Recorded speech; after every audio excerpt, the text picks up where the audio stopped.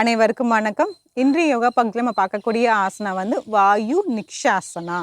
வாயுனா ஏர், அந்த ஏர் வந்து எப்படி விண்ட் ரிலீசிங் போஸ்ங்கிற மாதிரி அப்படின்னு நம்ம சொல்லலாம். அந்த ஆசனா வந்து எப்படி பண்ணுறதுன்னு பார்க்கலாம் வாங்க. அதோட பயிற்சி ஆசனம் வந்து பார்த்துடலாம். ஃபஸ்ட்டு வந்து அதுக்கு முன்னாடி மாலை ஆசனம்.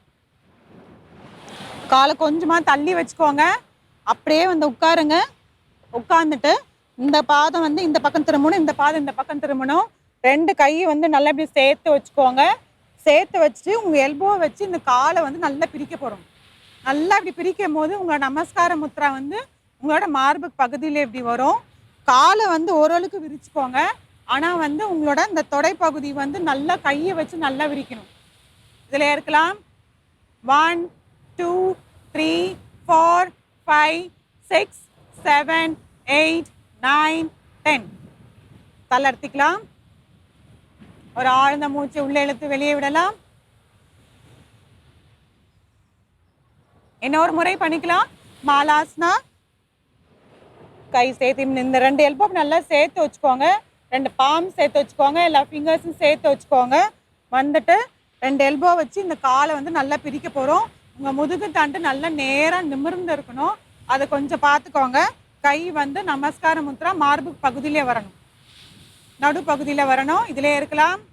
1 2 3 4 5 6 7 8 9 10. தளர்த்திக்கலாம்.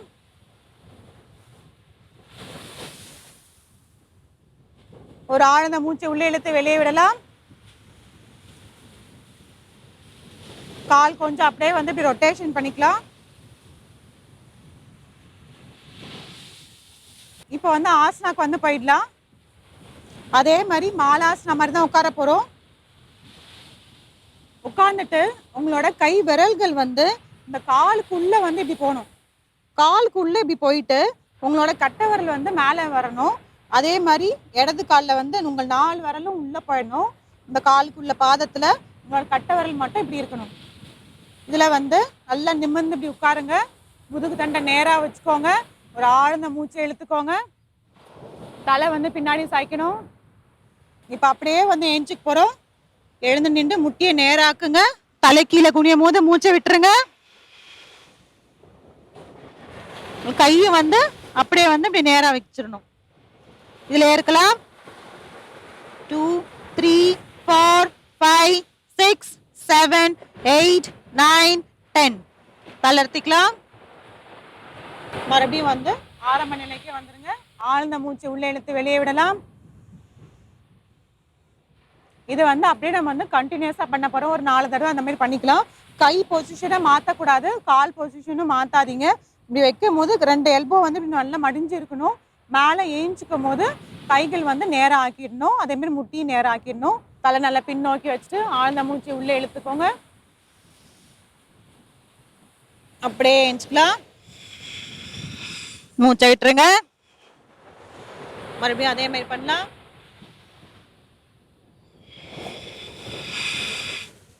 இன்னும் ஒரு 2 முறை.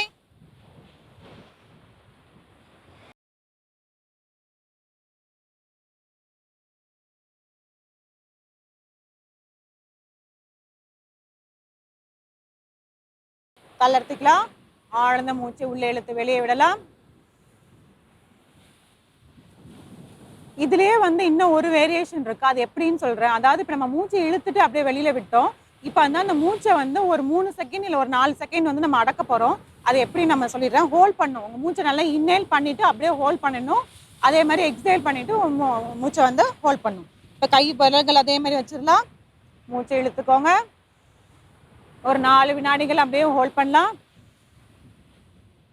அப்படியே மேலே எழுந்துக்கோங்க. மூச்சை விட்டுருங்க. தளர்த்திக்கலாம். கைகளை தளர்த்திடலாம். உட்காந்துட்டு காலை நீட்டிடுங்க. ஆழ்ந்த மூச்சு உள்ளே இழுத்து வெளியே விடலாம். கால் பாதத்தை வந்து நல்லா இப்படி ரொட்டேட் பண்ணிக்கோங்க. ஏன்னா நம்ம இப்போ முட்டி மடக்கிட்டு நீட்டி நீட்டி வச்சதுனால முட்டி வலி ஏற்படலாம், கால்லையும் வலி ஏற்படலாம். அதனால வந்து கால் ஃபர்ஸ்ட் டோஸை வந்து இப்படி ரொட்டேஷன் பண்ணிக்கோங்க. வலது பக்கம் இடது பக்கம். அதே மாதிரி முட்டி வலிச்சிச்சுன்னா காலை இப்படி மடக்கிட்டு நல்லா அப்படி வைங்க. அப்படியே மறுபடியும் காலை நீட்டிடுங்க. மடக்கி வச்சுட்டு அப்படியே நீட்டிடுங்க.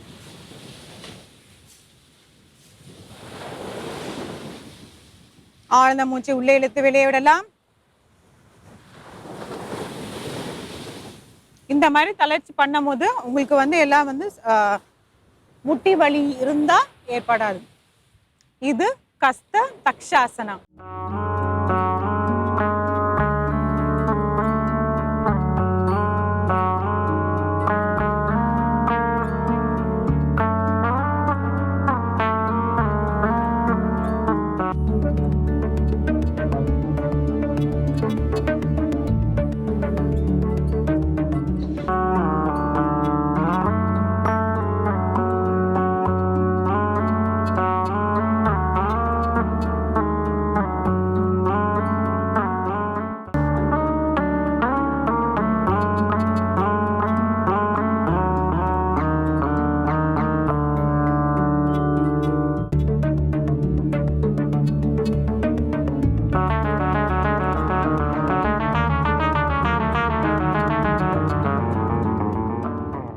வாயு நிக்ஷாசனா அதோட பயிற்சி ஆசனங்கள் வந்து நம்ம பார்த்தோம். பயிற்சி ஆசனம் வந்து மாலாசனா பண்ணோம். மாலாசனா வந்து கால் அப்படியே நல்லா உட்கார்ந்துட்டு முட்டியை மடக்கி உட்கார்ந்துட்டு நம்மளோட கைகளை வச்சு நமஸ்கார முத்திரை வச்சு நம்ம அப்படியே வந்து விரிப்போம். அந்த கால் பகுதியை வந்து விரிப்போம். இதனால என்ன பயன் அப்படின்னு சொல்லி பார்த்தீங்கன்னா நம்மளோட பெல்விக் ரீஜன் நல்லாவே ஓப்பன் ஆகும். அதுக்கப்புறம் ஹிப் பின்னாடி வந்து நல்லாவே வந்து ஓப்பன் ஆகும். உங்களுக்கு நல்ல ஹிப் ஃப்ளெக்சிபிலிட்டி கிடைக்கும். அதுக்கப்புறம் இந்த ஆசனம் மாலா ஆசனமே வந்து நீங்கள் ப்ரெக்னென்ட் லேடிஸ் வந்து தாராளமாக செய்யலாம். மாலா ஆசனம் மட்டும் நான் சொல்கிறேன். அது ப்ரெக்னென்ட் லேடிஸ் தாராளமாக செய்யலாம். அவங்க வந்து வித் வால் சப்போர்ட்டும் வந்து செய்யலாம், இல்லை வித்தவுட் வால் சப்போர்ட்டும் செய்யலாம். அது மாதிரி செய்யும் போது அவங்களுக்கு வந்து நார்மல் டெலிவரிக்கு வந்து நிறைய சான்சஸ் இருக்குது. ஸோ வந்து இப்போ வந்து நிறைய சிசரியன்ஸ்லாம் வருது இல்லையா? ஸோ வந்து அதை வந்து தடுக்கிறதுக்காக வந்து நம்ம இந்த மாதிரி ஆசனாஸ்லாம் செஞ்சு நம்ம பண்ணுறோம். நம்ம வீட்டில் ஏற்கனவே வந்து முன்னெல்லாம் வந்து எல்லாருமே பெண்கள் வந்து நல்ல வேலை செய்வாங்க. அப்போ வந்து வீட்லேயே கூட வந்து எல்லாமே வந்து பிரசவம்லாம் நடந்துரும். ஆனால் இப்போ வந்து அது அப்படியே சேஞ்ச் ஆகிடுச்சு. அந்த டைமில் வந்து நம்ம கை உட்கார வச்சு நம்ம நல்லா இப்படி துணி துவைக்கிறது அந்த மாதிரிலாம் பண்ணுவோம். அதுதான் மாலாசனம் மாதிரி வந்திருக்கு. அந்த மாதிரி பண்ண முடியலங்கிறதுக்காக தான் வந்து இப்போ மாலாசனம் மாதிரி பண்ணுறோம். அதுக்கப்புறமேட்டு அதுக்கப்புறம் வேறு பயிற்சி ஆசனங்கள் வந்து பார்த்தோம். இந்த வாயு நிக்ஷாசனா பண்ணுறது வந்து மாலாசனா மாதிரி போயிட்டு அப்படியே வந்து காலை வந்து நிமிர்ந்துட்டு நம்ம வந்து காலை வந்து தொடுற மாதிரி பார்ப்போம். இந்த கை பொசிஷனை வந்து நீங்கள் மாற்றக்கூடாது, அது கொஞ்சம் பார்த்துக்கோங்க. அதுக்கப்புறம் இந்த வாயு நிக்ஷாசனா வந்து ப்ரெக்னென்ட் லேடிஸ் பண்ண வேண்டாம். மாலாசனா மட்டும் அவங்க பண்ணாலே போதும். இது வந்து அதுக்கப்புறம் ஹை பிபி இருக்கிறவங்க, ஏன்னா நம்ம வந்து உட்கார்ந்துட்டு நம்ம வந்து நிற்கும் போது நின்றுட்டு அப்படியே முன்னாடி குனிவோம். அந்த மாதிரி பண்ணும் போது ஹை பிபி இருக்கிறவங்கலாம் வந்து ஹார்ட் பேஷண்ட்ஸும் சரி ஹை பிபி இருக்கிறவங்களும் வந்து இந்த ஆசனம் வந்து பண்ண வேண்டாம். அதுக்கப்புறம் நீ சர்ஜரி எல்லாம் பண்ணியிருப்பாங்களா, ரொம்ப முட்டி வலிக்குது அதுங்கிற மாதிரி இருந்தாலும் அவங்களும் வந்து இந்த ஆசனம் வந்து செய்ய வேண்டாம். மற்றவங்களாம் வந்து தாராளமாக வந்து இதை செய்யலாம். செய்யும் போது உங்களுக்கு வந்து கால் வந்து நல்லா பிளட் சர்க்குலேஷன் போகும். அதேமாதிரி அப்டமனுக்குமே வந்து உங்களுக்கு ரொம்பவே நல்லது.